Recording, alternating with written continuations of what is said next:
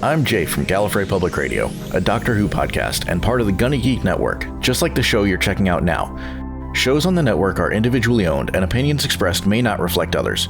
Find other incredible geeky shows at gunnygeeknetwork.com. This is the official gunnygeek.com show. Each week, we run down the latest news and happenings in the world of geek. These are your hosts for the show, Steven, Chris, and SP. Welcome to an all-new episode of the official gunnygeek.com show. I am Steven John Drew, getting in the Christmas spirit. We're in that now. I'm also pleased to say SP's here this week. Okay, I got two things to say. One is that you actually got a show above Chris last week because Chris wasn't here. That's true. And two, I want to say that at the beginning of the last show, I asked our audience for help, and I actually got it in our Discord from Andrew over on the Dad.io podcast. He came in, saved my bacon. We'll talk about that later. That's true. And you wrote him on Twitter, like I said, and you asked him, why do you hate Steven? And he said, I will come back to the show this week to tell you why. Chris Farrell is here to tell us why he hates me. I'm only here to keep my numbers ahead of Steven's in show appearances.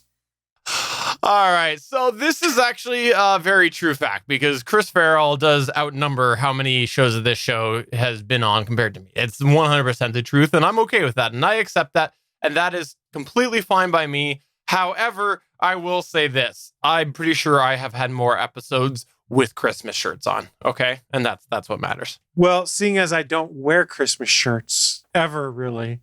Yes, you're probably correct, Steven. And you know what?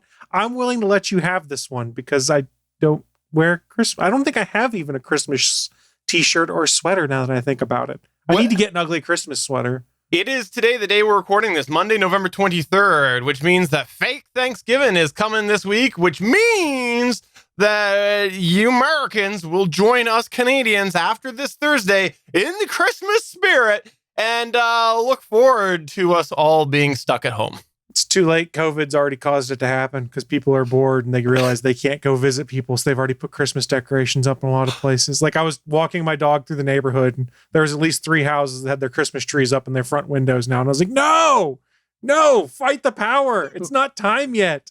I've had my lights up for weeks now. I put up more this weekend. Well, that doesn't surprise me because you have an addiction, Steve. We've seen your Christmas lights set up. You have an uncomfortable addiction. Some people are addicted to beer. Some people are addicted to online games. Steven's addicted to making insane light setups that look really cool. But I'm sure your power bill goes up for the month of December. Yeah, I use LED, but that only takes you so far. What about those wacky waving inflatable arm flailing tube men that you put outside? That is true. That is true. All right, SP, you're just sitting here looking very disgusted. My entire family was posting pictures back and forth on a group text message that we had of their trees going up over the last week or so. And I'm like, nope, we're not going to do that until later. And then today I went on the Amazon and I've got some new inflatables for the front lawn this year. We don't talk about the inflatables. Those are okay. So I have some new Christmas ornaments or holiday ornaments for the front lawn. They may or may not be inflatable. You're allowed to put those outside? Yeah, I am. And at least until the police get called in, I wanted to get some new extension cords. So I went on Amazon and I tried to get new extension cords. They are all sold out. Yeah, I'm not surprised. Not surprised at all. It's a lot of people doing it right now, and probably a lot of people buying just things that they might need going into winter, given how hard some other supplies have been to find lately. So, storm season, things like that. I think that it's probably people got their cords for their jennies and things like that. However, I know you, and I know that you will always find a way to get your inflatable doll inflated. If I have to blow it up myself, I will get that ornament blown up. All right. So before we get into the news, should we quickly tap on your comment that you mentioned about the Discord? Because you did have someone come through, and let's get that out of the way here. And give our thanks, because I was really impressed with the answer, because my answer was primarily don't do it, Apple sucks. Yeah, so for those that didn't listen to the last episode, I was asking our audience for advice. I was going to replace a very old Pentium 4 Windows PC on my media center with one of the new Mac Minis with the M1 chip in there. Because I was like, okay, I'll give this a shot. It will do PC things, and it's supposed to be fantastic with the M1 chip and everything. So I said, is this something that I should do? Should I not do? What are the considerations here? And Andrew from the Dad.io podcast came on our Discord server, which I asked, which you can find at gunnygeek.com/Discord. He came in and he said that right now, the Mac Mini does not support HDR, which if I'm going to have it on my main entertainment center, I want it to have HDR capability. He said he didn't know if it was going to upgrade in the future or not, but it was kind of a game breaker for me, and just enough to say, no, I won't do it yet. Maybe I'll do it next year, or maybe I'll do it when there's an upgrade to support HDR. I don't know. But basically, Andrew saved my bacon for now, because I would have been extremely disappointed with the performance. I did not realize that, and I thought that was fantastic advice. So thank you very much for letting us know about that, Andrew, and also talking him out of a Mac product. However, I do have a question on the fact of HDR, and you two both have HDR. Can HDR make a video, like a movie, actually feel a little bit better? Like, let's say that you're watching a movie, and Chris is nodding his head. Okay, so here's the theory, the scenario. You're sitting there and you're watching a movie, and you're like, this looks kind of interesting. I've heard mixed things about it, but it seems like it'd be okay.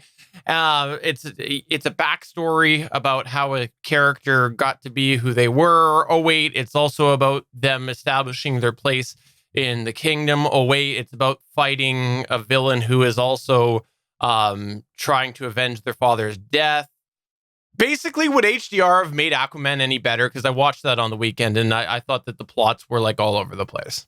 It would have made it look cooler, because HDR 4K is not a big deal. 4K 1080p to 4K, okay, that's great. You're not really going to notice it because most people sit too far back from their TVs. HDR, that's what you're going to notice, because the colors become so much more vibrant and bright, assuming things are set up appropriately to do HDR or Dolby Vision. That would, the DVD you're holding right there, the Blu-ray rather, a standard Blu-ray would not do HDR. Well, I was going to say it wouldn't have mattered anyways, because I bought the standard Blu-ray of Aquaman, but ended up watching it on Netflix because I didn't feel like opening it.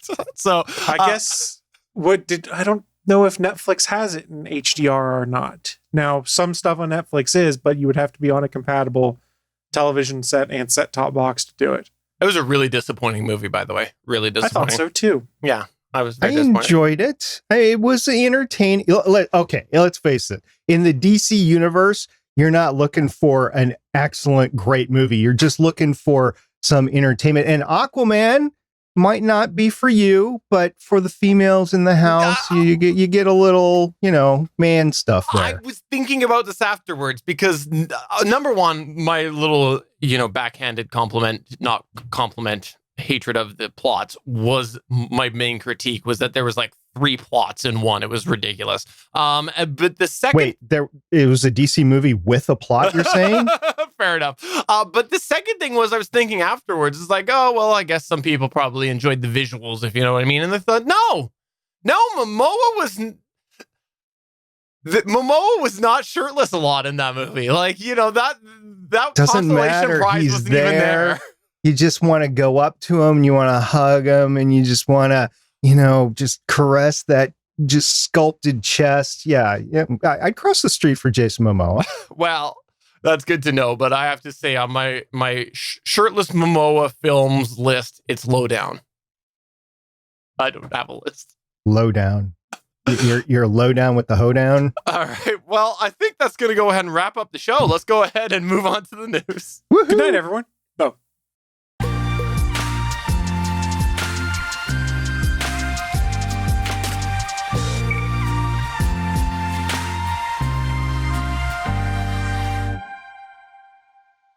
All right, I'll just get through my news really quick because we took a lot of time talking about Aquaman sucking. Google is apparently changing their policy starting January 2021, and it's all to do with third-party extensions. Yes, Google has announced that the Chrome Web Store is going to require third parties to developers of third-party developers. There we go. To disclose the information that is collected through their plugins, and they need to make sure that they're disclosing it in clear, easy to understand language. Developers are expected to explain the kind of data that they are collecting through their plugins, such as sign-ins or personally identifiable information. Quote, the new policy also requires developers to certify their data use practices and display that information directly on the Chrome Web Store listing to help users understand an extension's privacy practices, end quote. That was on a Google blog post. So it looks like Google is attempting to try to crack down a little bit here on some of the, weird things that have been happening in the extension store or library, whatever you want to call it, for a while. But I don't know. I wanted to mention this because I don't have lots of faith that it'll really work out. The honor system has not worked out well for Android or Google third-party apps in the past. You have the European privacy information. You have the new California Privacy Information Act. You're going to see more and more of this go on. Is something's going to slip through the cracks? Yes. But for the most part, you're going to see developers try to keep themselves out of trouble as much as they can, because the one thing that they don't want to hear is lawsuit. So I kind of understand where they're going here. Chris Farrell, what's your thoughts on this? Are you think it's going to make much of a difference? It's going to keep them from getting sued. That's really all they did it for. I mean, this is just so the Google will be like, look, we did the things we're supposed to do so that you can't hold us liable when something goes wrong. Yeah, that's a fair assessment. And I think that that's a valid assessment. And I think that that's the only thing that we need to talk about with this is that Google is just doing things to CYA, and thus Google is a terrible company. Well, let's be fair. Any company in their position would do the same thing, which is ensure we're not going to get sued. Well, let's be honest. The do no evil version of Google hasn't really existed for a while now. All right, that's true. That's fair. All right, well, you've got your Google fanboys here slamming on Google, so I guess that was a successful news story for you Apple fans. Looking at you, Josh Liston and others. Looking at you. My. All right. Oh, no Apple symbol. Oh. For the audio listener, SB was holding up his iPhone, 4, and it did not have the Apple logo on the back. All right, let's move on to the next news story here, which is all about the MCU updates. What is the MCU you speak of, Chris Farrell? So this is the Marvel Cinematic Universe. There were just two quick updates I wanted to present to folks. The first news bit out of this, I think, is a bigger deal because a lot of folks have been wondering, what is going to happen? Are we going to get a Deadpool 3? What's Disney going to do now that they've bought up 20th Century Fox and all of their properties, which included Deadpool, and Deadpool 1 and 2 made tons of dollars, were rated R comedies. Well, good news, guys. After the acquisition, it looks like Deadpool 3 has officially been greenlit. Sources told Deadline that Bob's Burgers veteran writers Wendy Molyneux and Lizzie Molyneux-Loughlin will be writing Deadpool 3, with Ryan Reynolds set to reprise his role as the merc with a mouth Deadpool Wade Wilson who loves chimichangas. Evidently, these writers' meetings have been taking place over the past month, with Ryan Reynolds recently meeting with a handful of writers to hear their pitches for the next installment. In the end, the studio and Reynolds saw the Molyneux sisters take as a perfect fit for what they wanted and signed them on to do the deal. The film remains in early development, but the hiring of the Molyneux sisters does mark the first major step in getting the next Deadpool film into production. And this is kind of important because remember, Deadpool was very successful in 20th Century Fox. And it looks like this is going to be the only 20th Century Fox mutant property that Disney's going to take and continue doing more films about it. Supposedly, this film is going to be rated R, highly comedic, highly violent, just like we've seen before. and they're going to try and keep what worked in the previous movies going forward. One thing to note, though, is that director David Leitch, I'm not sure how you say his last name, who did Deadpool 2, is probably not going to be available to do Deadpool 3 as he has filming conflicts through 2021. So we're not sure who's going to be directing, although supposedly studio insiders are saying the door is open for David Leitch to return if his schedule frees up, but they think it's unlikely because he wasn't even involved in all of the conversations with the possible future writers of Deadpool 3. But this is really good news. If you enjoyed the Deadpool movies, it looks like we're getting Ryan Reynolds' third real take as Wade Wilson under the mask. And I'm excited because I thought they were delightfully funny, ridiculous, and over the top. What a great way for Disney and Marvel to actually put in a movie the fact that it switched over, because when he breaks the fourth wall, Deadpool breaks the fourth wall, you know that's going to happen a lot in the movie. So this would be a way for them to get on in the screen in an MCU movie, the fact that they now own all this stuff. And it's going to blow his head saying, like, which version of Professor X are we going to use now? Is there going to be somebody new? You know, there's a ton of stuff that they can do. So it's so great to see this. And this is coming from a Marvel podcaster, but I have yet to see the latest Fantastic Four movie or the last X-Men movie. I did not see either of them. We not just podcast about them on Legends of S.H.I.E.L.D. I haven't seen it. Don't waste your time with Fant Four Stick, as we called it. It looked absolutely terrible. I think Anthony Bachman saw it because up until New Mutants, he would go opening day for every Marvel movie. And it was not good. Not good. You know, I was thinking about this, and I think this is a good example on something that Disney kind of really needs to embrace right now, which is one-off properties that they might have maybe thought about getting rid of, but has a base and can bring them in money, because there's such a fracture amongst their different, what you would have thought were reliable franchises like Star Wars, right? You thought that was like, when they bought it, that would be like a go-to staple for getting people in and appreciating it, and a huge moneymaker.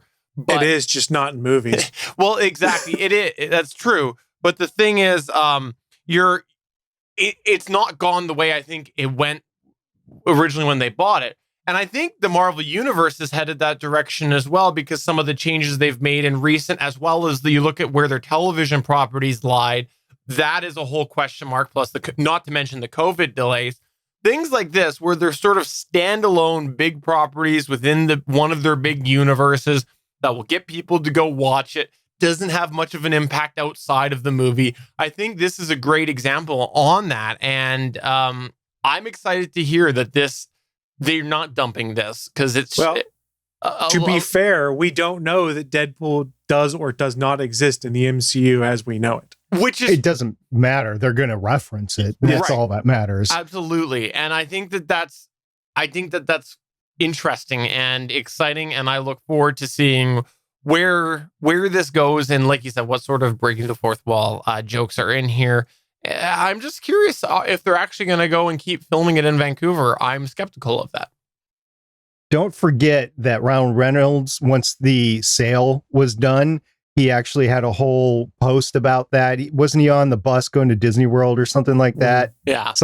Yeah. So he was all psyched about this all along. And Steven, if you don't catch this in theaters, you're just going to have to wait to see it on Disney Plus. Oh, wait, it's rated R. You won't be able to. No. It'll be on Hulu. Which we don't have in Canada. So that'll be interesting to see their international licensing. Just VPN over. It is an interesting question, though, right? Because, like, I don't know. Well, it's an interesting topic you brought up there. If we can take an aside real quick when it comes to international distribution rights, because we didn't have a chance to talk about this. I wasn't here last week, and I can't remember if it was announced in time. But Warner Brothers announced that Wonder Woman 1984 is coming out in theaters and HBO Max on Christmas Eve or Christmas Day. I can't remember which is great if you're in a place that has HBO Max. But if you're like some of my followers on Twitter who live in the UK, they all went, well, what the hell am I supposed to do? Because I'm not going to the movie theater because we're wrecked by COVID currently, and HBO Max is only in the United States. How It's am I okay. supposed to see Wonder Woman 84? They're not. Wonder Woman is an American property. Nobody else gets to see her. Right? I mean, that's what it comes off as. Well, here's the thing. Like, I'm pretty sure it's going to be in Canada through Crave, because Crave actually has a license agreement with HBO Max, and it's a really weird division of content, because some of it apparently is under the regular Crave subscription, and then some of it you need the Crave plus HBO. It's really odd. However, people are going to hate me for saying this. I'm a little worried that they're not charging for this, because I'm worried about the precedent that it's setting here. Because everybody complained about whatever the Disney movie was, Mulan, that came out, and they're like, yeah, how dare you charge me for a movie that had never had its theater run? You can't do that. That's wrong. Warner here has an agenda with offering it for free, and it's to get HBO Max subscriptions up. That's what they're doing here, is they're taking one property to try to boost revenue in another property. That's how it's being paid for. However, if it was if HBO Max was already through the roof, subscriptions out the butt, they wouldn't be doing this and they would be charging it. But people are now going to look at this and they're going to go, well, they didn't charge for Wonder Woman, so why are you charging for the next film? And it's not a fair comparison. We're also in a COVID world. Yeah, how many people got Disney Plus for Hamilton?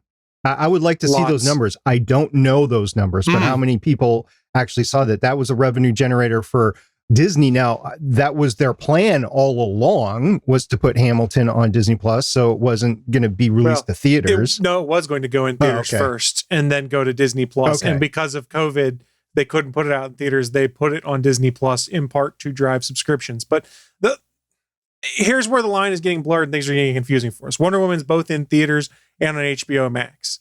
That's where people are going, I don't understand the play here. It's analogous right now to Disney saying, we're going to put The Mandalorian only on Disney Plus, or Netflix saying, we're going to put The Crown only on Netflix. They're all to drive subscribers to these services.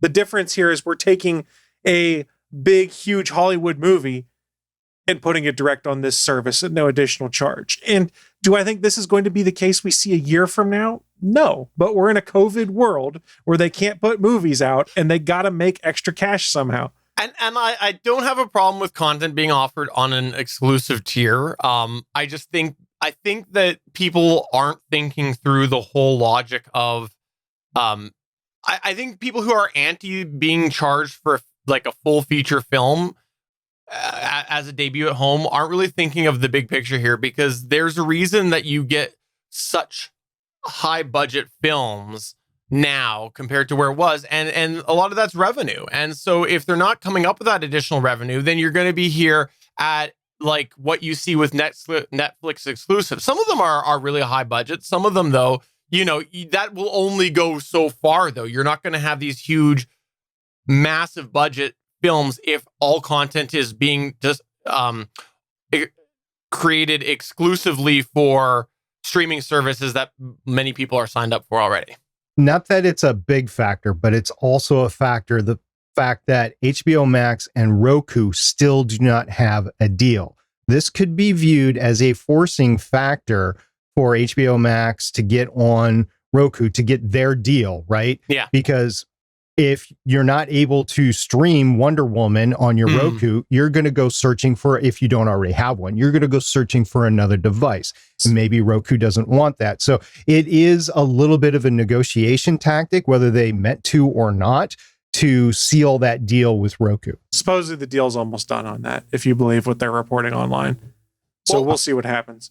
And I want to be transparent here and clear. And like my threshold for signing up for a service to view some content is pretty low. That Crave that I said, the Crave is a company in Canada that has a bunch of TV and other movie licenses, kind of like Netflix, but in Canada.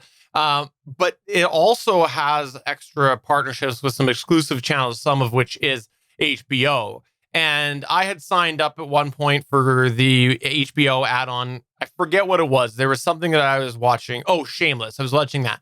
And then my wife started to watch Game of Thrones and go through that. And then she stalled. And I'm like, hey, should we reduce that? Should we get rid of HBO? She's like, yeah, sure. And so we reduced that. So I went 1 month without the HBO add-on. And then the Fresh Prince of Bel-Air,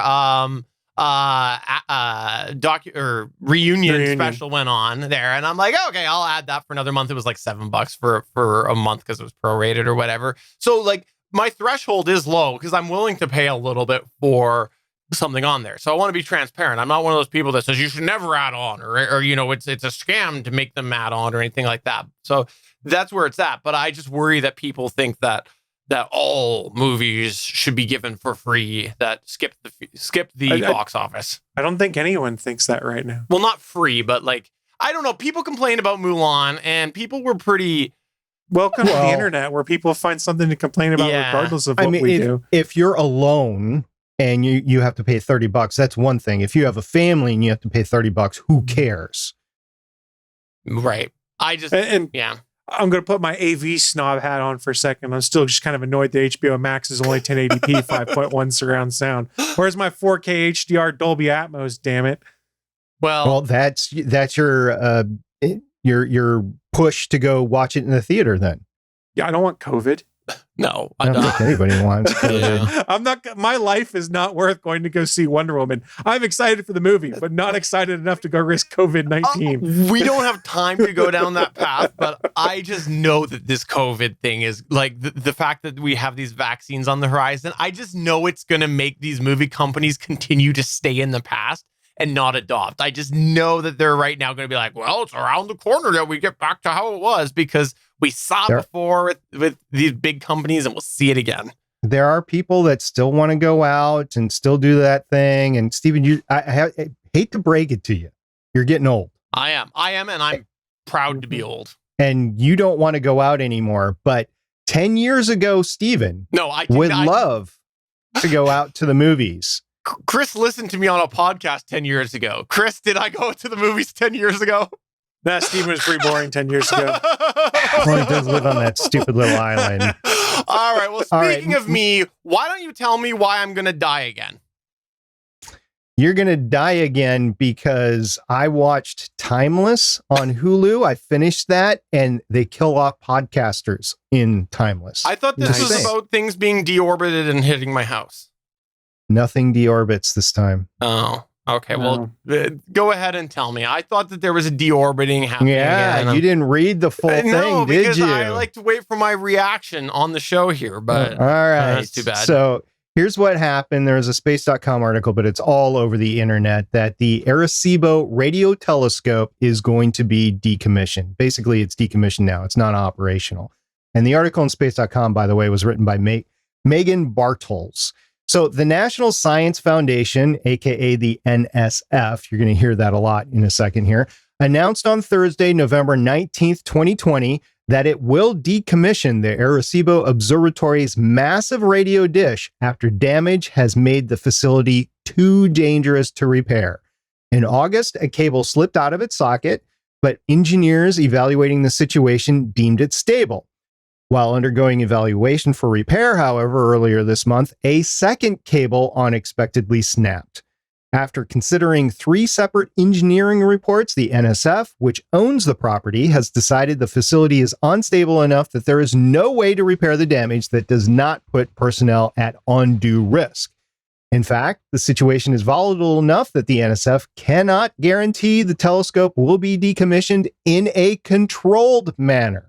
The officials also declined to provide an idea of what that strategy would look like, although they actually mentioned the potential for helicopters or explosives to be considered. And in my mind, I'm thinking helicopters and explosives.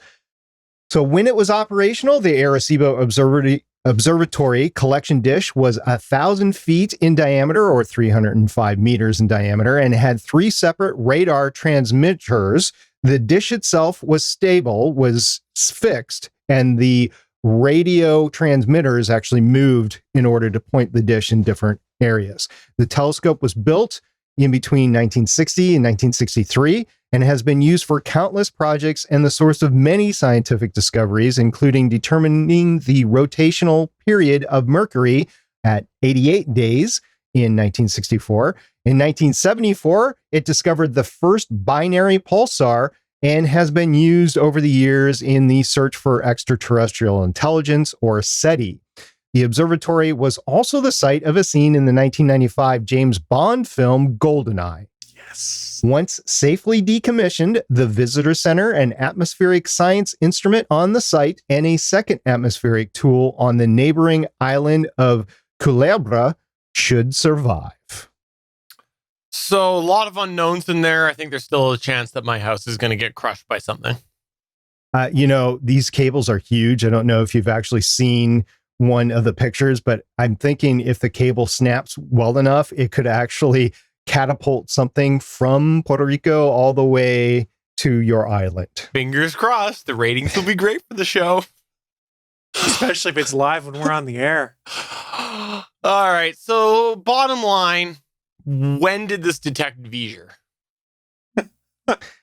Interestingly enough, I believe it was like around the 1995 timeframe, 1994 timeframe, and it inadvertently observed an asteroid. So it could actually detect stuff that is out there. I haven't delved into the science behind it, but it has detected or observed small objects floating around the solar system.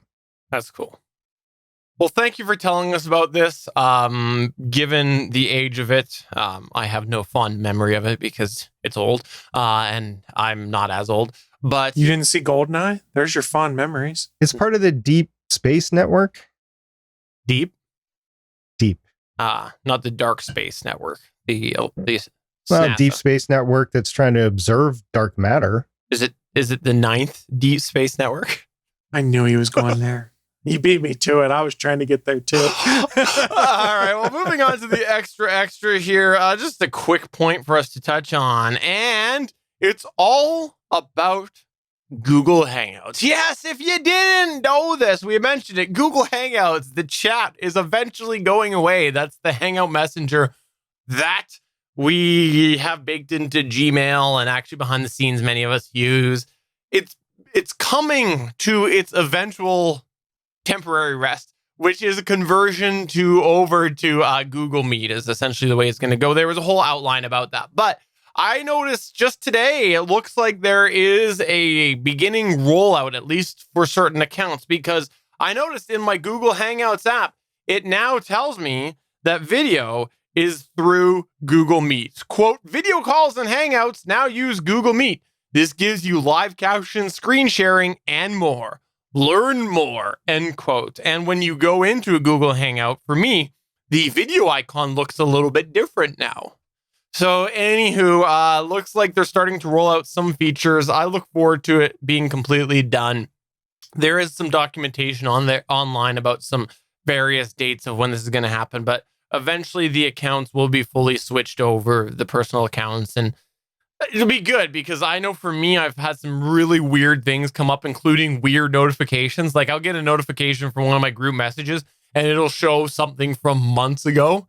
It was like the other day, SP messaged me and I got a notification and he says, it was something like, sorry for the short notice, I was like, I went in and it was nowhere to be found. And I remembered it was from months ago. So it's bizarre, random things happening in Google Hangouts. And this looks like this is the first of the migration. So, hey, there you go. Google Meet video now in Google Hangouts, maybe with your account. I'm not sure. But if you push... I was just checking and not for me yet. Well, sorry. If I push the video button, what happens is it actually generates a link, is what it does. It sends a link over to the person, says, join me in a Meet call, and then it gives me a random URL. So it's bizarre. Oh, I see it right now. So should I click on that link, Stephen? I don't know. I don't even know what's going on with it anymore. One day it'll be converted. I actually have the Google Meet app on my phone and I didn't even know it. Oh, well, there you go. Huh. SP, do you have Google Meets on your iPhone? I do. And Stephen, if you would be less drunk, you would figure out how to work all this stuff. I don't know. I'm in a Google Meet with Chris right now, just so you know. Hi. All right. So there you go. I'll click on it. There you go. I'm in a Google Meet with Chris. So there you go. That is really laggy. You guys get double the Steven now. He's going to talk to you. You know what?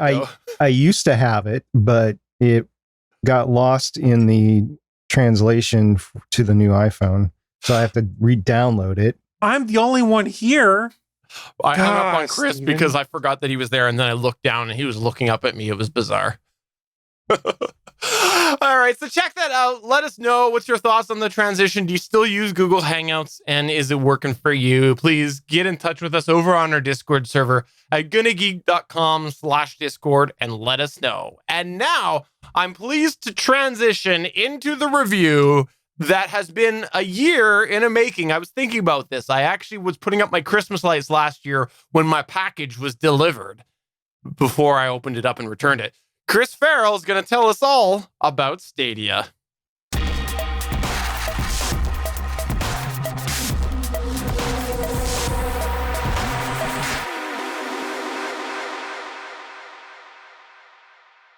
So before we get into this, let's give everybody a backstory in case they forgot or weren't listening last year. Last year, Chris Farrell, SP, and I were kind of hemming and hawing about Google Stadia, and I said, I'm going to go and pre-order it, and I pre-ordered it, and then the reviews came out. They looked terrible, and not only that, but Google, in typical Google fashion, shipped out the bloody product, and it showed up quite late. So I ended up getting it well after all the reviews came out and dogged on it. So what did I do? I opened it up, and I took it and I dropped it off for return back to Google. And that was my experience with Google Stadia. However, Chris Farrell has more experience. That's right, I do. And as we get into this, a friendly reminder, I'm here to pick up the slack and do Steven's job because he was supposed to review Google Stadia. And since he refused, I'm here to do it a year later because honestly, they gave me a good excuse to. We'll get into that in a second. But for those that aren't familiar, I should probably tell you what Google Stadia is. In order to do that, here is what I pulled direct from their website as their description of Stadia. Quote, Stadia is the gaming platform that lets you instantly play great video games on screens you already own. Stream games directly to your favorite compatible devices. One like you already do your music and movies, so your games are ready at the moment you decide to play them without waiting for installs, downloads, or updates. So what does this mean? It's a service that's similar to NVIDIA's GeForce Now, Microsoft's Xbox Game Pass streaming, Amazon's Project Luna that was just announced, PlayStation Now's streaming service. It's cloud-based gaming. It's been a thing for a while. Stadia was announced almost a year ago or released almost a year ago to the day. I think 4 days prior to now was when they first came out a year ago, if I'm getting that math correctly. So it has just had its 1 year birthday. So, okay, Steven's right. A lot of people, including us, we dogged on Stadia based on early reviews, went, man, I don't think Google really finished baking this before they put it out. So why, pray tell, do I have Google Stadia stuff to talk about today? Steven, why is that? Because you're a Google fanboy that loves all things Google and refuses to say Google is bad. All Things Good in Google. It's my new podcast. Go check it out. It can be on the Gonna Geek Network. Why not, right? Is that why? Google is that the reason why you have Google Stadia? No. So in all seriousness, I was screwing around in my email, opened an email, and saw an email direct from Google that said, hey, here's an offer for free Google Stadia stuff if you want to try it out. And I went, well, I like free stuff. What are you going to give me? And it was if I signed up for a 1 month free trial of Google Stadia Pro, they would then give me the Stadia Premier Edition set of hardware. So what is that real quick? That's a Stadia controller and a Google Chromecast Ultra. So I was like, well, it's always nice to have a Chromecast in reserve somewhere when I need it. So I can sign up for a free month trial of this and I'm good to go. I'll get free stuff. And I found out why I got this free offer is because I was a subscriber to YouTube Premium because I had Google Play Music back in the day, which they then transitioned to YouTube Premium. And because of that, they offered me this deal. And not only did I get 1 month of Stadia Pro for free, I got 3 months because of my service with YouTube Premium. So I've got until February, I think it is, to play around with Stadia Pro. So what came in the box? I talked about it. A Chromecast Ultra, and full disclosure, I haven't even plugged it in and done any setup on it yet because the Chromecast Ultra requires an HDMI port that allows for 4K, HDR, things like that. And I don't have any open on my receiver right now. So I didn't plug it in. I didn't set it up on anything. That didn't stop me from playing any Google Stadia games. Keep that in mind. Also in the box, the Google Stadia controller. Mine is in the clearly white color. They did not give you the black or mint controller. You only got this controller, which is white with grayish black buttons and orange highlights for some reason. Typical Google, they like their weird highlights. Also included in the box, a USB A to C cable for the Stadia controller for both charging and plugging directly into your devices. So yeah, I did all right. Normally it's $99.99 for this. I think they're selling them for $69.99 as part of their Black Friday deal, but I got $100 of stuff for free. So I don't think that's too bad, right? That seems like a good deal. If someone said, hey, I'm going to give you $100 in free product, or I'm not going to give you $100 in free product, what would you say? I mean, a Google Chromecast Ultra, which of course is now probably end of life because they're putting out a new Chromecast, was $80. So I looked at it that way. I was like, okay, at the very least, I have a Chromecast I can throw in a travel bag if I ever get to travel again. Plus, you can also throw it away when you don't have use for it because it's so old and slow. Well, one of the things I thought was really cool with the Chromecast Ultra, and we probably talked about it and I forgot, but in the AC adapter brick, there's an Ethernet jack built into it. So if you have a bunch of Ethernet cables behind your television or where you're plugging into, you can plug Ethernet direct into the Chromecast, which I thought was kind of cool. That is a separate thing that they sell too, that you can actually do Ethernet on all Chromecasts. I don't know about the current gen. Okay. But I know I don't either. You used, like, originally you kind of had to do it through a third-party option, which is what I had. And then they had an actual device that they sold. And this is the same thing actually with the Fire Sticks too. They actually sell a separate Ethernet one too. Is this the Chris review of Stadia, or is this the Steven, I'm trying to give my review now, even though I failed for the past year review? Sorry, I just don't know that you were kind of silent there, and I'm just trying to inject as much as you usually do in segments, so that's all.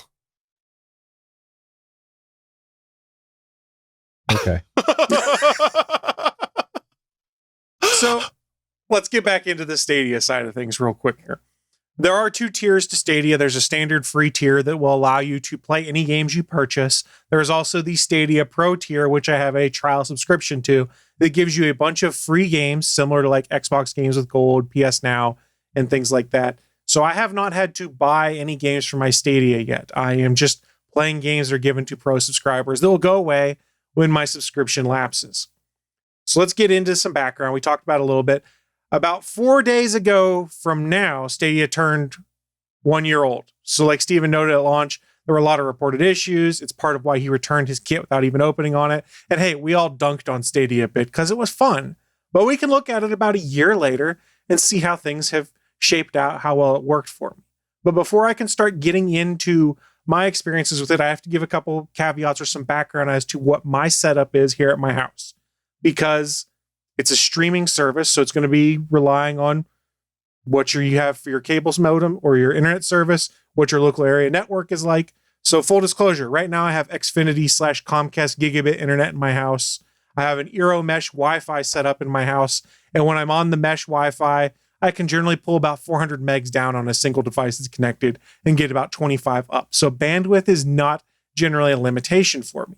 What I did find out when I was researching this is if I'd had Google's Nest Wi-Fi, there are options in the router to optimize for Stadia gameplay. They have it baked into their own routers. I don't have that. What I do have in the Eero is the ability to check a box to optimize for conferencing and gaming, which I did have turned on, which is basically a quality of service tool. Steven, you're shaking your head. Ridiculous that something is set up with the service so much that they have to have a setting to optimize for Stadia because so many people have the Google Wi-Fi. I think it's just a typical Google thing if they toss something extra in that works with their services. I think we're reading too much into it if we're thinking this has to be done to make this work. I don't think that's the case. If I'm not mistaken, Chris, you're not really a fan of the Google Nest Wi-Fi. I did not have a good experience with the Gen 1 version of it. In fact, I purchased it on eBay, set it up, and the mesh product was slower than the single Wi-Fi router I had in my basement, even when I was on like the top level of my house.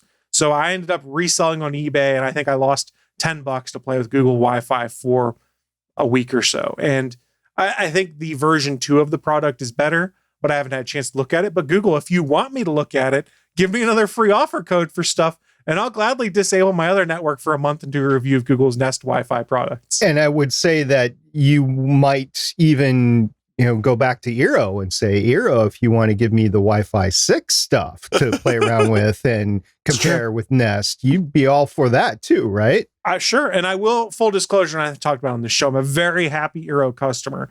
that has been a purchase that has worked out really well for me and has solved a lot of issues I had in the house. And Eero has been mostly rock solid for me. Plus, if someone wants to go ahead and like Tesla, give him a vehicle to try out, I'm sure he'll give it a try as well. Cybertruck. Yeah. All right, so let's get back into Stadia. Stadia Pro, like I mentioned, you get free games each month, and there's a selection of, I want to say, probably 40 games right now that are free. It's like I mentioned, similar to Xbox's Game with Golds and PS Plus's free games. When my Stadia Pro subscription expires in February, I will no longer have access to any of these pro level games. However, had I bought something like Watch Dogs Legacy or some of the other games that are available to purchase in the store, I can play them whenever I want on whatever devices I want. They are just capped at either 720p or 1080p. I don't have access to 4K gaming. So you don't have to use the Google Stadia controller to play games. However, it's probably your best way to do controller-based gaming. But if you don't want to buy one, that's fine. You can connect any wired controller to your device, be it a PC, a tablet, or a cell phone. You can connect Bluetooth controllers. So if you just bought a new Xbox or a PlayStation, in theory, you could Bluetooth connect your controllers to play. I was using Google Stadia controller, which is normally a $69.99 purchase. It came included in that bundle that's retailing for $99.99, but is on sale for $69.99 due to Black Friday right now. This gives you 3 ways to connect. And the best way to connect to play that I found is there's actually a Wi-Fi card built into this.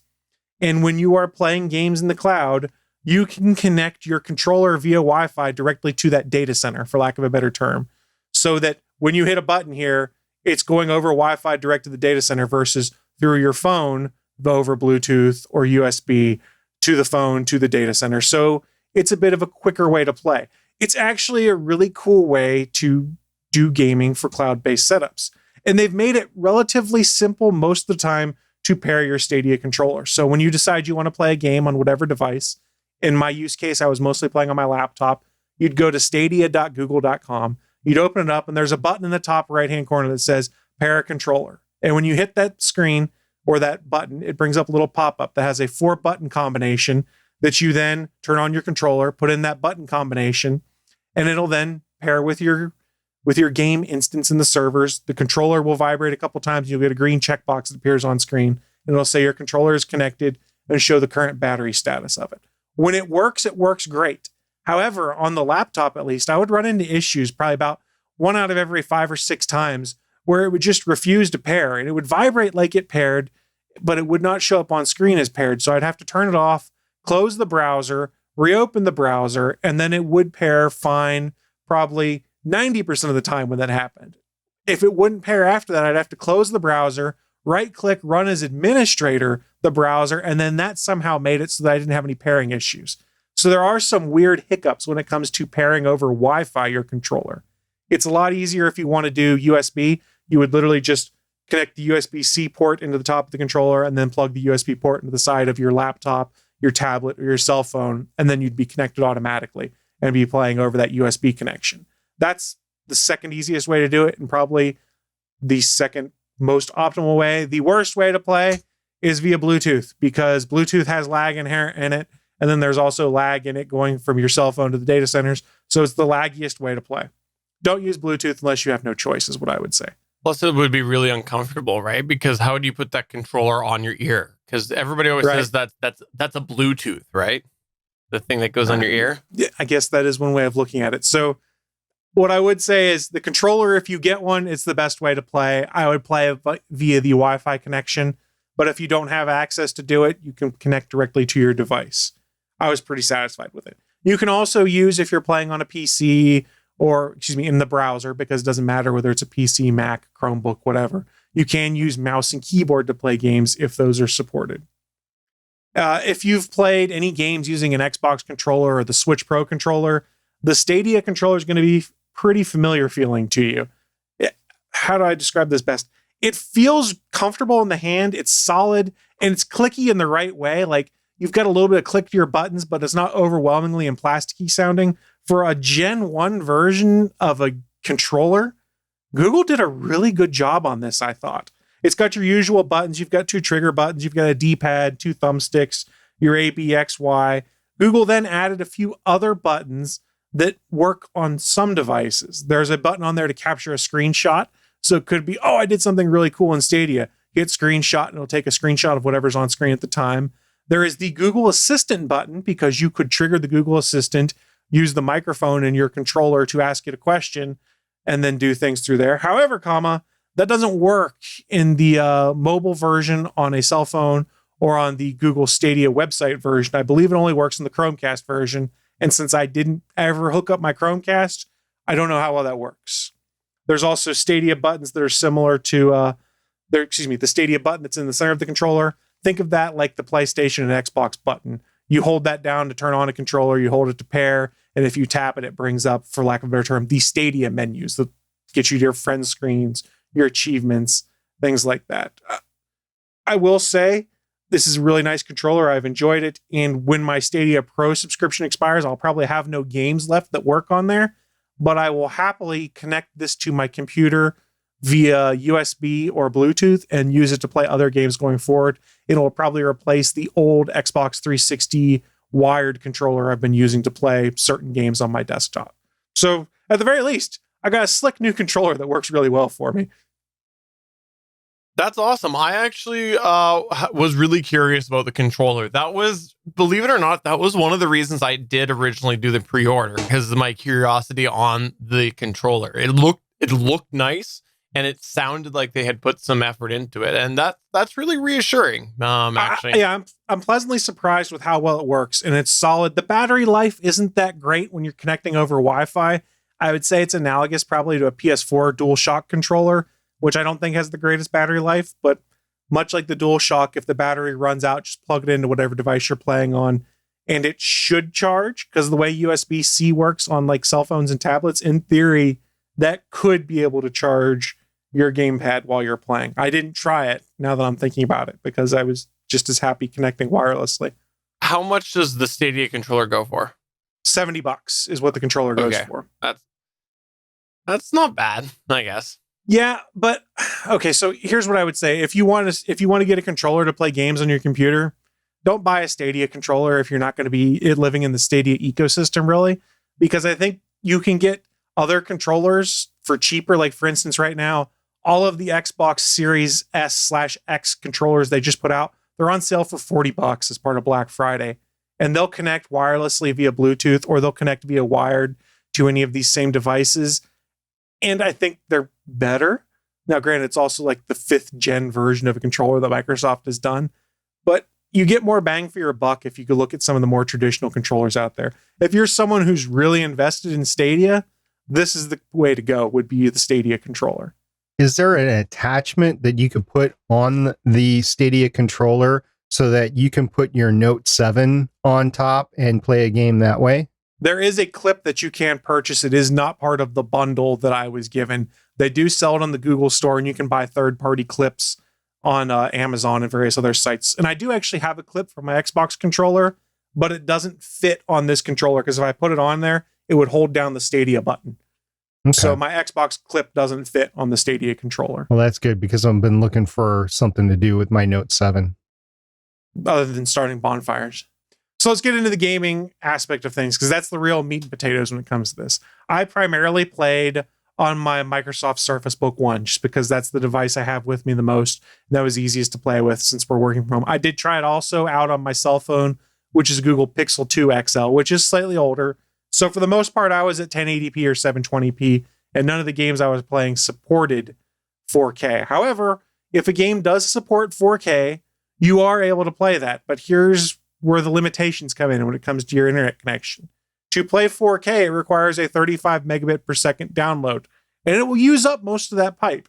So you're going to be using up a lot of your internet connection, and if you have a smaller or a lesser connection, that might completely take over and nothing else will work.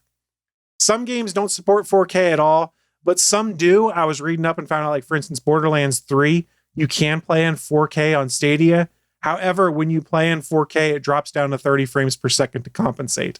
For comparison's sake, Borderlands 3 is playable on like PS5 and Xbox Series right now. It'll play 4K 60 frames per second with the update that they put out there. So you are seeing some difference between the next-gen consoles and the Google Stadia stuff. And from what I could tell from research and reading what some other folks had said in their reviews of the current state of Stadia, when it comes to the types of games you're playing, when they're ported over to Stadia, they're roughly equivalent to what you would see in PS4 and Xbox One games. They are not equivalent to what you're going to be seeing in these optimized versions for PS5 and Xbox Series S/X, which sort of makes sense because remember, this came out in the previous generation. So this is a service that's predicated on you need to have a good connection to play.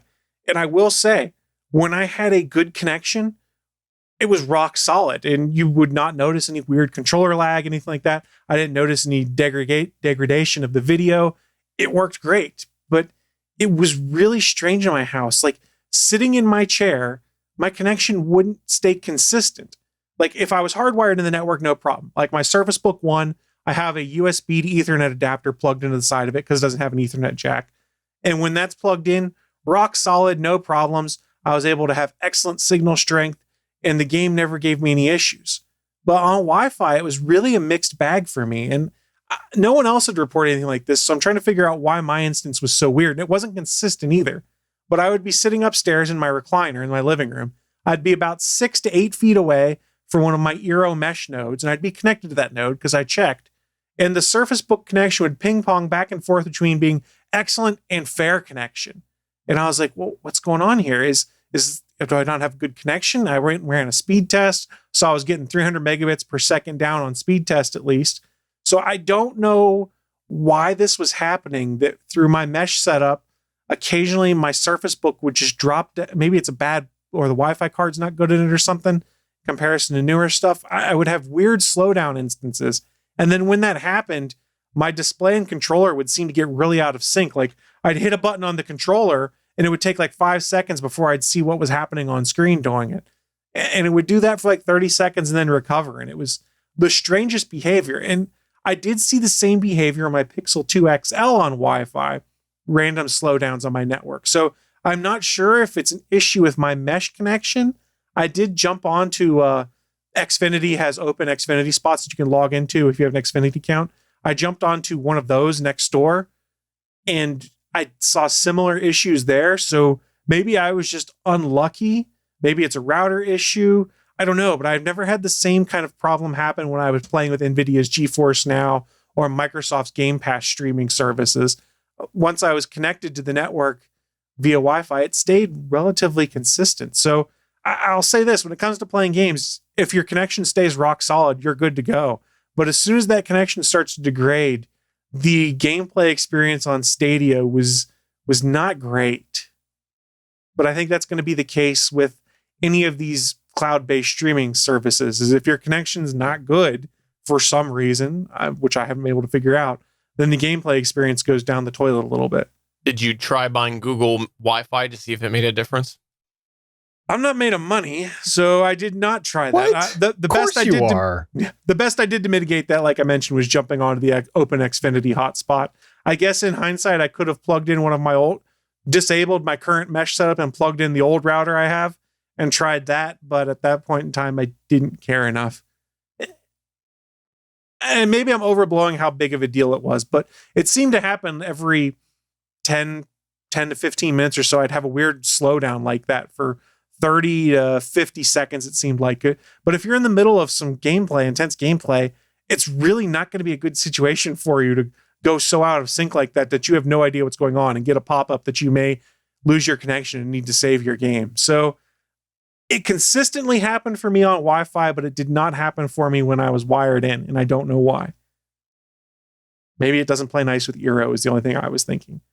A little bit of company interaction there, trying to make you go to the Google Nest system. I don't know if it's that. It could be the implementation of how they handle quality of service. And there are potentially issues with Eero with what they call buffer bloat that could have been hosing me up a little bit.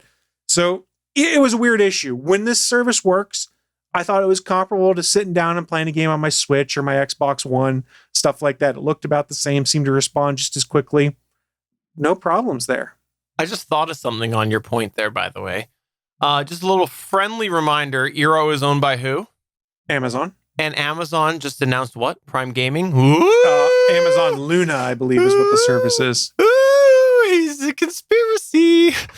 Yeah, but Amazon. Okay, we can put our conspiracy theory hats on and say that, but I really doubt that would be the case. That they're going into the company they bought, that they've pretty much just set in the corner and said, "Here, follow your own privacy concerns, and we'll keep funding, but we'll bake in some Amazon features and degrade service just for Google Stadia." Stadia is not that much competition. If they're going to degrade services, it needs to be for like Xbox Live or PlayStation Now or something like that. All but right. we can go the conspiracy theory route and have some fun with that. I'll defer to you on that. All right. So I had another feature I wanted to talk about, or another aspect of Google Stadia, and that's the googly features, for lack of a better term. When it was first announced, it seemed like there could be a bunch of cool, revolutionary new features, as they put it, that you'd be able to do in the cloud. They announced things like integration with YouTube, integration with the Google Assistant, streamers being able to interact with viewers in exciting ways while they're playing, YouTubers being able to share links for fans to recreate moments from their videos. And you could even use the Google Assistant to show you a clip of how to overcome challenges in a game if you were stuck. When this launched in November 2019, none of that stuff was there. Now, supposedly some of it is available now, but I wasn't seeing it available in the games that I was playing as part of the Pro free tier. And full disclosure, that was mostly Super Hot. There's two different versions of Super Hot I was playing. And oh my God, what's the other indie game that I forgot? I can't remember, but none of them seem to have these features. But supposedly on select games, they do have Stream Connect, which allows you to embed other players' streams in your own as like a picture-in-picture. Supposedly good for team coordination in games like The Division 2 and Orcs Must Die 3. I do have Orcs Must Die 3, so I can try that. There is State Share, which creates web links to specific places within a game. This is used to create links that let a player jump straight through a particular mini game or lobby. I didn't have a chance to try that. Crowd Play adds a queue feature to YouTube Gaming where viewers of a stream can request to join their streamer for a game. I didn't stream anything on YouTube Gaming, so maybe it would have worked then. And then Crowd Choice, which was to allow streamers to give their viewers direct control over certain aspects of the game through polls on YouTube. I didn't get a chance to do any of these, so I don't know how well they work. I've read various reviews that say it's there, but it's not in many games, so it's more of, okay, we checked the box and that works at some point in time. The thing that I was really curious about was back at the Game Developers Conference in 2019, Google had showed off the ability and talked about the ability for Stadia games to stream directly to YouTube without needing to use any software like OBS or XSplit. And for background, OBS and XSplit is what Steven and I use for live streaming the shows that we do on here. And you pretty much capture a feed off of your computer and rebroadcast that out to Twitch or YouTube Gaming, things like that. Stadia was promising you'd be able to hit a button and from within the Stadia instance in your phone or web browser, start streaming immediately to YouTube's gaming portal. Yeah, a year later, that doesn't work. You can see where the button is and it's grayed out and just says coming soon. That was the feature I thought was really cool and could make it slightly competitive with Twitch and Mixer at the time services, because you just play the game and you hit a button and start streaming. You don't need OBS. You don't need to run video feeds into your computer, anything like that. They do have an option right below where this feature would be if it worked, that'll take you through how to set this up to work in OBS. I didn't try putting it in OBS. I probably should have. It might be pretty easy. I imagine they're probably just giving you a web feed that you put in as a source to OBS and you're good to go from that point. But you can stream. It's just not built natively into Stadia like Google had promised, which I thought was kind of a bummer. All right, so a couple other things we need to talk about here. Game availability. Well, let's be honest. This is still a weakness for Google Stadia. When you go and open the Stadia store, there's like 100 some odd games that are in there. And it's a mixed bag of things. There's some new releases. There's a bunch of indie games. But here's how we can get a rough idea of how their game availability compares to things like Steam or Xbox Live, PlayStation Network, things like that. Look at Metacritic's top 100 games of just the past year. And some of them are re-releases and things like that. But of those 100 games, only 5 at this time are available on Stadia. 5 out of the 100 top games so far of 2020. And that's F1 2020, Doom Eternal, Risk of Rain 2, Assassin's Creed Valhalla, which just came out like 2 weeks ago, and Spiritfarer. Okay, so you've got 5 of the top games. They did have Watch Dogs Legion that just came out. They've got Cyberpunk 2077 that's coming, and they're doing a bundle where you can get the Founders Edition with it.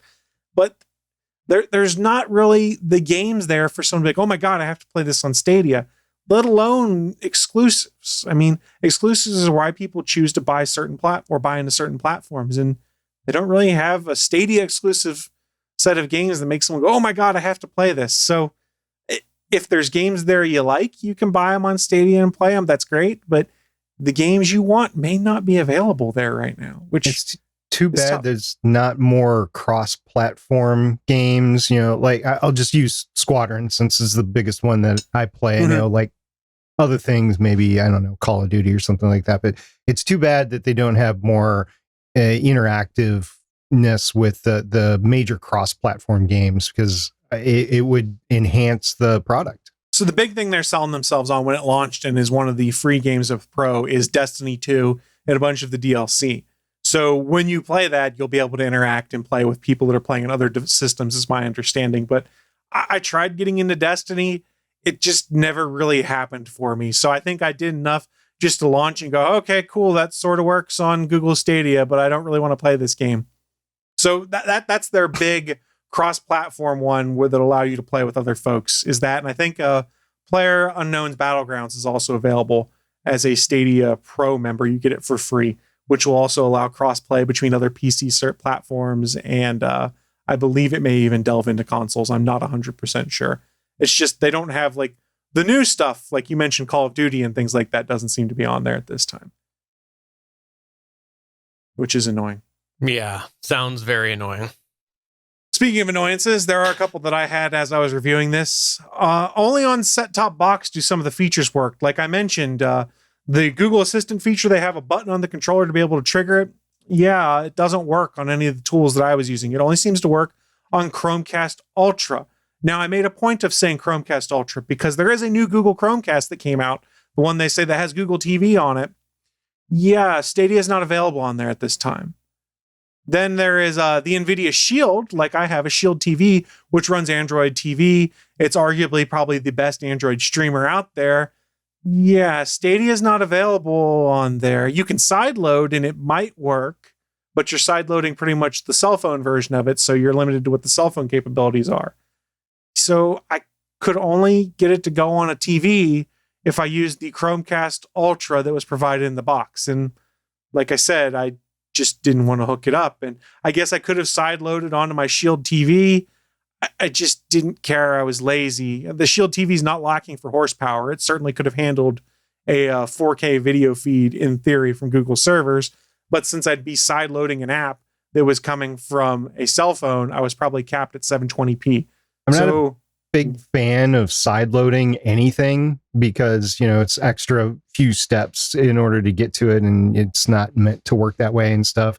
And it's like recently with Fortnite on iOS, there's now a back door where you can kind of get to it through Safari versus the App Store, but you lose all sorts of functionality. So it's almost like not worth it. So it just sideloading and backdoors are just not big for me. So there's a distinction here, though, between iOS and Android. As Android, you've always been able to sideload, and all it really is you uncheck a box in Google's settings to allow installing from third-party sources. I mean, it's not unheard of. People are like, well, I like this app, and it's not available anymore, so I'm going to sideload a version of it. It's not really as difficult on the Android side of the house to do that. Whereas iOS, you're kind of having to make more use of exploits and things like that to do it because they try to keep you from doing it. And also, I have to say, a mobile app, though, sideloaded to like a Fire Stick doesn't always work that great. I've tried a few times and it's not been a good result. And that was what people had reported on the NVIDIA Shield subreddit, was they had taken the Stadia app and they had sideloaded on there. And at one point in time, the only way to do setup properly was you had to have a Bluetooth mouse and keyboard connected to it to do the initial setup, because it wouldn't work with controller or things like that, because it's not intended to. Full disclosure, it's not supposed to run on there. So people are trying to find ways within the limitations of the app to make it work. It's just, I don't think it's ever going to be coming to anything but Google's own hardware that they are making themselves, in part because NVIDIA has their own streaming app that is competition to Google Stadia. So it was annoying. It's not necessarily a deal killer because of Chromecast Ultra it would have worked on, but the Chromecast Ultra is just redundant in my HV rack because I already do anything that a Chromecast would do on my NVIDIA Shield. So I didn't set it up. I guess I could toss it on their TV and try it, but I read enough online about how it works. It would have just been like playing on the web, only it's streamed to my TV, and the Google Assistant would have worked. The other thing that really, really annoyed me is the Stadia store. Like you go on the Steam store, the Xbox Live store, the PlayStation store. They have these great, robust search tools to help you find things, and they'll pop to the top of the screen. Here's what the most popular games are. What's Google's biggest business they make the most money off of that got them started in tech world, Stephen? I think they created an iPhone. No, but it's searching. Google's well known for their ability to search and be able to do things, unless you're on the Stadia store where there's no search feature. What? Yeah, you can't search the Stadia store to find a specific game. Or if you can, I couldn't find the right way to do it. So I was basically going through lists to try and find, okay, where's the free with pro games? And when I found that, just expanding that entire list to show me all of those games. I couldn't like put in Destiny 2 in a search bar somewhere and have it bring me to that. That just boggles my mind that there is no search baked into the Stadia store. Well, you couldn't search, Chris, because you were holding it wrong. Yeah, I guess that could be it. In all fairness, they probably only thought 3 people were going to actually look at the store. So, yeah, I guess the best way to find a game in the Stadia Really? No, I'm not going to let that slide. No, when you're developing this thing, you're developing it so that you can purchase stuff so that you can make money through the Google store and the Google infrastructure. That is stupid that you can't search for stuff. I don't disagree. It's what baffled me the most. Now, granted, there's also not a ton of games on there. So at this point in time, it's not necessarily hard to find games. There's only like 100 titles, I think, on Stadia right now. So as infuriating and annoying as it is, you only have to scroll through a list of 100 things or so now so to try and find what you're looking for. That's so as dumb. that grows, they need to have that search feature in there. Like, I can't imagine trying to buy a game on Steam without being able to search for it. I'll bet they'll fix it after a year. Look, I think so. This is going to take me to the end of here. Here's what I really think about Stadia. I think it's a Gen 1 Google product here. It's something they put out and people pay to get a part of this service, and they're basically paid beta testers. I think this is just the next iteration of a beta of what they want to do when it comes to cloud-based gaming. And I don't think Stadia as it exists now, we are going to see a year or two from now. I think Google is going to pivot it into something else. I don't think it's going to get shuttered necessarily. I think it's going to get turned into another kind of service. And after my experience of playing with this for probably 10, 12 days or so, I can tell you this. I'm not the target audience for Google Stadia. Google Stadia is more targeted towards the folks that want to dabble a little bit in gaming, and this is the easiest way to do it, is just plug a controller into my computer or connect to my Chromecast and play. I've got 3 consoles connected to my TV upstairs, so I've got plenty of options available when it comes to gaming. And those are all going to be better options for me right now because they're all local. They all are going to put out a better picture, and they're not going to bog down my internet connection, streaming potentially 35 megabits per second worth of data to do a 4K feed. So I'm not the target. So when this pro trial expires in February, I'll tell you right now, I'm not going to continue it because there's no need. I've dabbled, I've had a little bit of fun with it, and that's fine. If I buy any games, I'll still have access to them. I'll be able to play them for free because I'll have purchased them. But I haven't bought anything yet because there's nothing that really jumped out at me as, oh my God, I have to have this because I either have it on Steam already, want to get it for one of my other consoles or something like that. Like they gave me a $10 credit when I signed up. $10 credit good towards your first purchase. And I started going through the games and went, I don't know what I would spend this on right now because I don't know what game I'd want to play long-term in the Stadia environment. But if you want to dabble, maybe it's worthwhile. A standard Stadia account, like I mentioned, is free. If you buy games through Stadia, you'll always be able to play them as long as the service exists. I think the best way to look at Stadia right now, and I wrote this down so I'd be able to remember this correctly. Stadia is a free console service that you get bundled with your Google account. All you need to do is buy the games you want to play and you're set. You don't drop $500 on an Xbox or a PS5, then buy another game and go. This is something that's included as part of your Google account, basically, and you can buy any games you want that are available in that store and play with no additional cost. So when you look at it that way, as a free gaming service bundled as part of your Google account, maybe there's a value proposition there. It's not for me. The tech is cool. I think they've made some interesting progress. I think it's promising where they may go at some point in time, but it's not for me. I don't see myself really using it. And most of the people that I play games with, or most of the folks that I know that play video games, I don't think it's for them either. I think this is, like I said, a way to get folks who are like, well, I want to try some stuff out from time to time, and I don't want to have to invest in a bunch of hardware. Maybe this is the route for you. So Google Stadia, it's okay. It's just not for me. I have one question for you. All right. Can you play your Xbox Series X through your Stadia? No. Then it's useless. Google Stadia will only allow you to play games that exist in Stadia. So it's not like it's going to reach back to my local devices I have here. Now, in theory, you can play your Xbox games streamed from your Xbox console if you wanted, or from Microsoft servers. Honestly, and you bringing that up made me think of something. I think the other cloud-based gaming services we've seen out there, they've got a lead on Google, but I think they're more robust, and I think they're in a better position right now.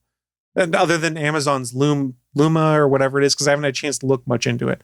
I think it's just starting out, and I don't know a ton. But like NVIDIA's GeForce Now service, I think is a better service right now, and it's got a few years head start.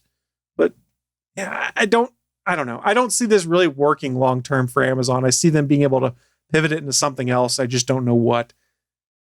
You mean Google? Yeah, sorry. I think Amazon's good. But I think Amazon's going to be in the same boat. Amazon's been trying to build up their own gaming division and have a game studio and stuff like that. I think they're in the same boat. I think they're too late to it, and I think there's other services already better.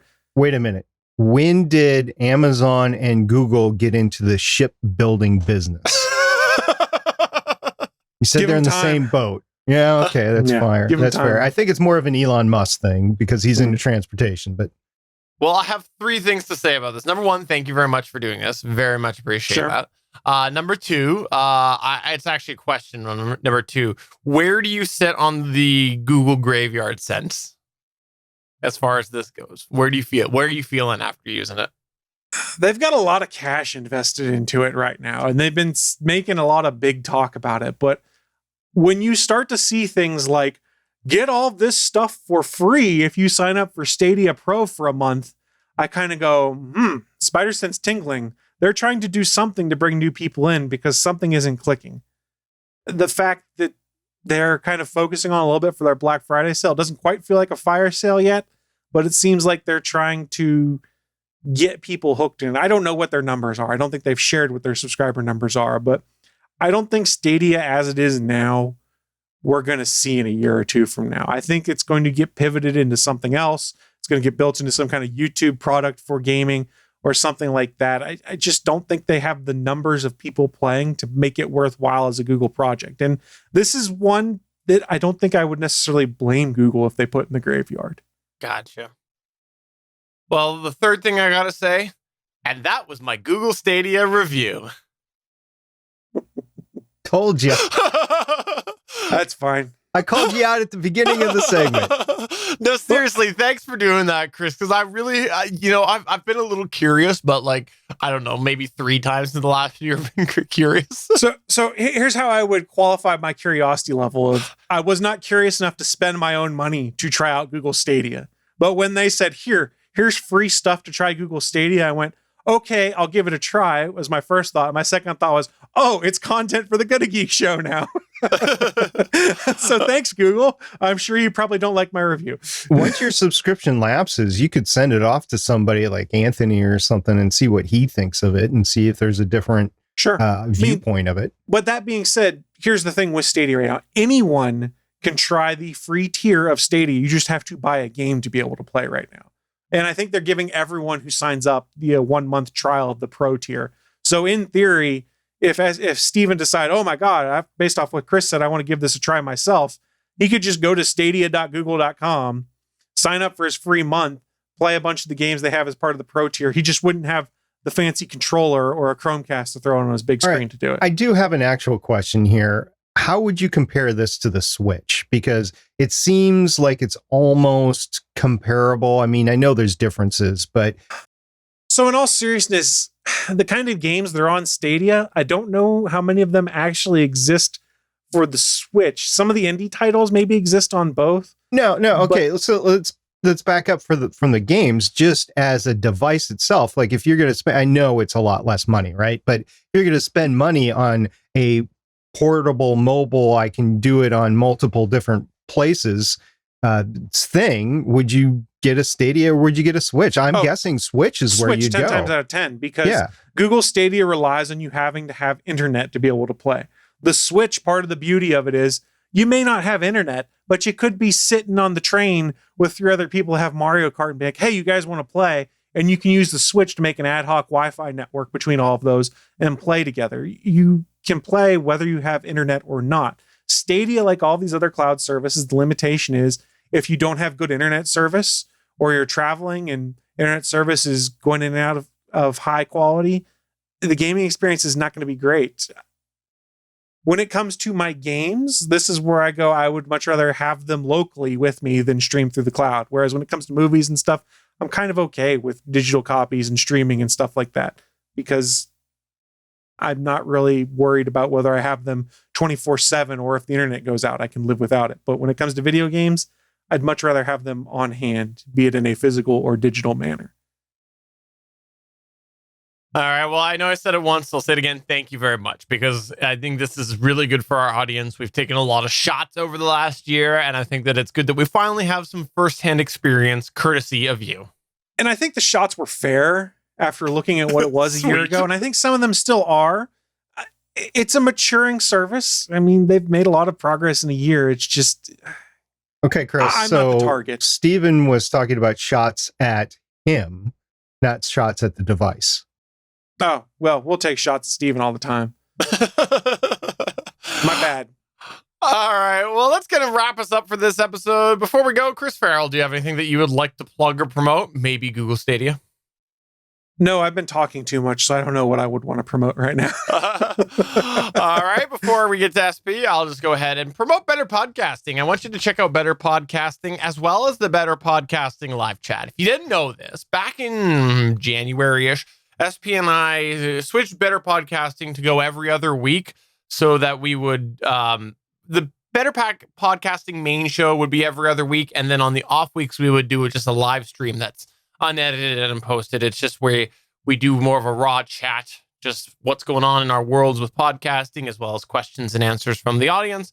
And I hope you could check both of those out there, because we've had some people finally getting over to the live chat. Not that we didn't always have people checking out the live chat, but I've been noticing that we've been having more and more people interact about our live chat show. So please check both of those out there if you like to listen to a couple guys talk about making podcasts and things like that. So please check that out over at betterpodcasting.com as well. We do have a couple extra pieces of content over there, including I gave a little update recently about the Zoom L12 and a feature that was bloody well overdue to get added to the Zoom L12. Literally, I sent an email off like the first week that I had the L12, and it finally got fixed. So check that out at betterpodcasting.com. I will say that improvement is a game changer. So a few things. First of all, I finally finished off my Timeless rewatch. It's not really rewatch. It was stream. I finally ended that, and we're just going to have to talk about that on a future show because I have some things to say about that. And it's at the end of a very long show, and I'm not going to go into it. Another show that I completed last night was the 2014 Cosmos: A Space-Time Odyssey. What a fantastic show. It's available on Prime. So go and watch that. It is 13 episodes. It was the reimagining of Carl Sagan's 1980s version, and it was just so well done. I can't wait to get to the one that was put out this year. So there's two, and that opens the door for me to get caught up with Discovery for one. And on the treadmill, I'm able to watch for the first time ever the Clone Wars. So I'm on episode 4 right now. I'm taking it in Disney order just because it's easiest.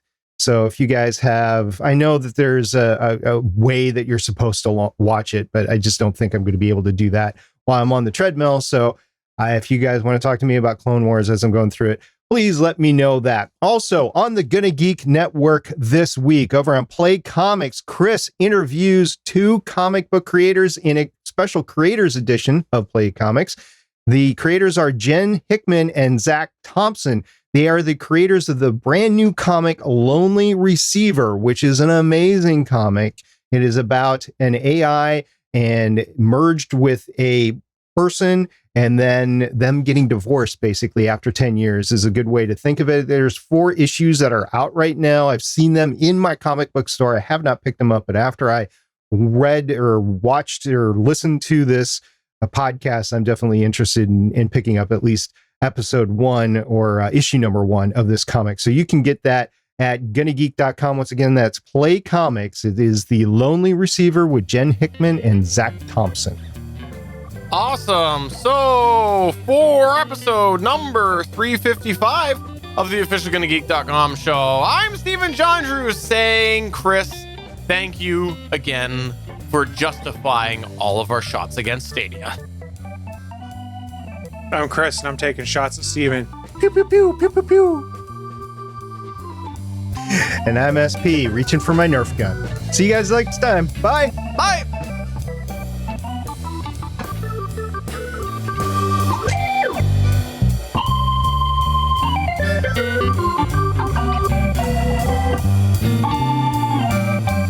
Thanks for checking out another episode of the official gonnageek.com show.